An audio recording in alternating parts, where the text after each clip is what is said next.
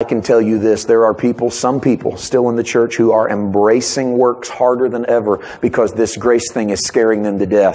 The idea that you could be absolutely free and that God would love you and that God would bless you based upon Jesus' performance and not your performance has freaked some people out, that they have ran as hard as they can back into performance-based religion and mentality so that they can go back to the core of their religion, the core of their faith, and try to put on more work so that they can overcome this message of grace.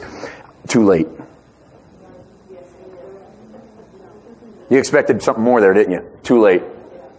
Because once you let people off the chain and they get to run around the neighborhood a little bit, once you let people free and they realize that they don't have to perform to get Daddy to love them, He'll love them anyway. Oh, they're eventually going to come back home. They're going to come back into His presence.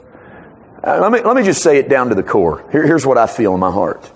I feel like in my spirit that much of the church would rather be the elder brother than the younger brother. Even though the elder brother knows no more about Daddy's love than the younger brother. But we sit in the church and go, at least I didn't run out and slop hogs. Even though we've never wore the shoes, the ring, the robe, or killed the fatted calf, or threw a party, and we don't even know that Daddy loves us, and we're judgmental, and we're mean, and we're arrogant, and we're unkind, but at least we're working real hard. Anybody else? Hey, that was me. I wasn't a hog slopper. You see, I didn't go out and slop the hogs of the world. I didn't run out and sleep with everything and do drugs and get drunk, and I didn't run out and get arrested, and I didn't do all the stuff that was hog slopping. You know, I was raised in the church and I was religious, but I was really, really good at spotting all those that were wasting their substance on riotous living. I was great at it. I was the elder brother. And I felt really good about being the elder brother because he didn't smell like pig. But he did smell like slave. Because he lived like one. He didn't know what Daddy thought of him. He had no concept of it. I think it's very telling that in the parable of the prodigal son, the story doesn't end with the prodigal son. The story ends with the elder brother not getting what the prodigal son had just gotten.